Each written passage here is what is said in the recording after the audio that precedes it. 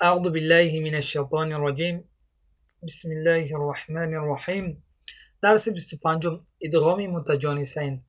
الان من از تجوید نو برای شما درست‌تر می‌فهمم انشاءالله.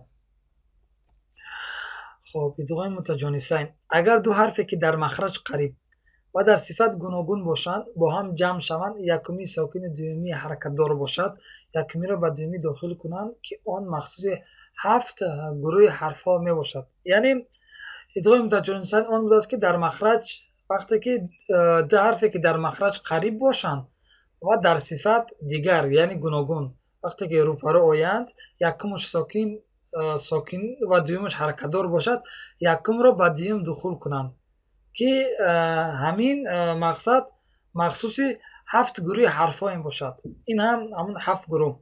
گروه اول حرف دال و تا. مثال دال ساکن است. دال ساکن است. بعد حرف دال چی آمد؟ حرف تا. تا حرکت دارد. در اینجا چی میشود؟ ادغام متجانسین. یعنی دال ساکن با تای حرکت دار دخول می شود، دال خوانده نمی شود و حرف همین تا با تشدید خوانده می شود. وجدتم وجدتم. این هم مثال دومش که دال ساکن بعد حرف تا حرکت دار است. این دال ساکن با تا دخول می شود، دال خوانده نمی شود و تا با تشدید خوانده می شود. قد تبین قد تبین قد تبین. این بود گروه اول. این هم گروه دوم تال و دا. تا ساکن است. بعد حرف تا حرف دال آمد. دال حرکت دارد. در اینجا تا در حرف دال دخول می شود، تا خوانده نمی شود، دال با تشدید خوانده می شود. اجیبت دعوتکما اجیبت دعوتکما. گروه سوم تا و تا. تا ساکن است. بعد حرف تا حرف تا آمد. تا حرکت دار است.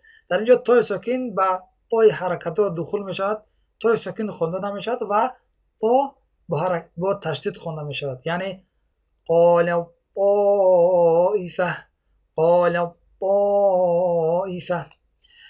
این مثال دوم. تا ساکن است. بعد حرف تا آمده است، حرکت دارد.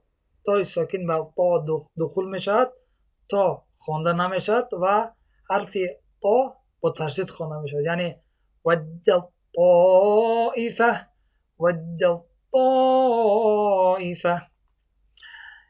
گروه چهارم حرف تا و حرف تا. در اینجا نگاه کنیم. تا ساکن است. بعد حرف تا آمده است که حرکت دارد. در اینجا تا ساکن و حرف تای حرکت دار دخول می شود، تا خوانده نمی شود و تا با تشدید خوانده می شود. یعنی فردتو فردتو. این هم مثال دومش. تا ساکن است. در اینجا تا حرکت دارد. تا ساکن به همین تای حرکت دار دخول می شود، این تا خوانده نمی شود و این تا یعنی این تا خوانده نمی شود و این تا با تشدید خوانده می شود. یعنی بسطه بسطه. گروه پنجم ضال و ضا.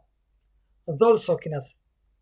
بعد از حرف ضال حرف ضا آمده است که حرکت دارد. در اینجا ضال ساکن با ضای حرکت دار دخول می شود، ضال خوانده نمی شود، ضا با تشدید خوانده می شود. یعنی اذ ظلمتم. معذرت میخوام. اذ ظلمتم. این هم مثال دوم. ضال ساکن است، ضا حرکت دارد، ضال ساکن به ضای حرکت دار دخول می شود، ضال ساکن خوانده نمی شود، ضای حرکت دار با تشدید خوانده می شود. یعنی اذ ظلموا. گروه ششم با و میم. با ساکن است. بعد از حرف با میم آمد. میم حرکت دارد. در اینجا با میم دخول می شود، با خوانده نمی شود و میم با تشدید خوانده می شود. یعنی ارکم معنا ارکم معنا. خب گروه هفتم فا و ضال. فا ساکن است. ضال حرکت دارد. در اینجا فا با ضال مقصد با ضال دخول می شود، فا خوانده نمی شود و ضال با حرکتی یعنی با تشدید خونده میشه، یعنی یلحظ ذلك، یلحظ ذلك. من الان از قرآنی با چاپ عربی که است چند چیزی رو برای شما از همین ادغام متجانسین نشان میدیم. در اینجا نگاه کنین، در چاپ عربی نگاه کنین، در اینجا ادغام متجانسین میشه، یعنی ده حرف پشت در پشت یکدیگر آمدن، یعنی اینجا یک کلمه است. وقتی که در یک کلمه در چاپ عربی پشت یکدیگر که آمدن، همون حرفی که ادغام باید شود علامت ساکن را نگذاشتن و یک چیز دیگر که در حرفی که باید ادغام شود علامت تشدید را هم نگذاشتن. برای چی؟ برای اینکه این در یک کلمه است، در یک کلمه آمدگی است، به همین خاطر در اینجا علامت ساکن را نگذاشتن و در اینجا علامت تشدید را هم نگذاشتن. زیرا که مثال کسی که اگر در مثال ادغام متجانسین خوانده باشد و بفهمد که ادغام متجانسین در کجا میشد، پس در این حالت یگان مشکلی ایجاد نمیشد.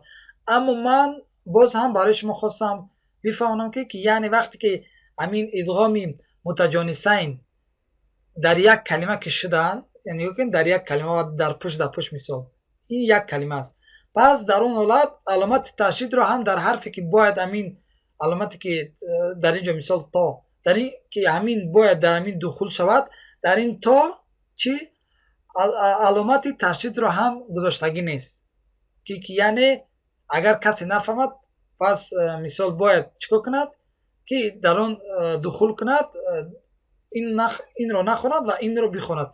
اما در وقتی که یک کلمه در آمد پس چی می شود؟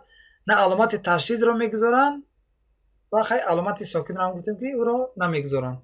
پس شما باید این رو بفهمین که وقتی که در یک کلمه آمد به همین شکل می شود، یعنی علامت ساکن رو هم نمیگذارن و علامت تشدید رو هم نمیگذارن، اما باید با تشدید این خونده شود، این به این دخول می شود و این با تشدید خونده می شود. اما وقتی که در دو کلمه باشد، من در ادغام متماثلین برای شما نشان دادم که یعنی وقتی که در دو کلمه آمد، من الان در باره همین ادغام متجانسین هم یک مثال دیگر هم در دو کلمهش نشان میدم، یعنی میدیم. مثلا میخوام در اینجا هم این مثالی که در یک کلمه هستن این شکلش رو در اینجا میبینیم که علامت تشدید رو هم نگذاشتم، اما باید با تشدید خونده شود.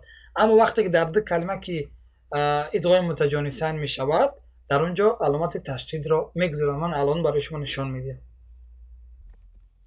در اینجا نگاه کنین، در اینجا ادغام متجانسین میشه. در اینجا نگاه کنین، این یک کلمه است و این دیگر کلمه. نگاه کنین وقتی که در کلمه که در دو کلمه وقتی که ادغام متجانسین شود، اون وقت چی میشود؟ علامت تشدید در حرفی که امین حرفی که ساکن است دخول میشود، در اون چی میشود؟ علامت تشدید را میگذارن. در چاپ های عربی مقصد قرآنایی که مقصد چاپ عربستان هستن، دیدین در دو کلمه باشد علامت تشدید رو هم میگذارن. اما وقتی در یک کلمه اومد، ما مثال رو دیدیم که یعنی علامت تشدید هم گذاشته شدگی نبود، اما با تشدید خوانده میشد. اما وقتی در دو کلمه که اینجا اومد، اون وقت علامت تشدید رو برای فهمیدن میگذارن. انشالله امید دارم که درس رو فهمیده باشید. جزاک الله خیرا و بارک الله فیکم. السلام علیکم و رحمت الله و برکاته.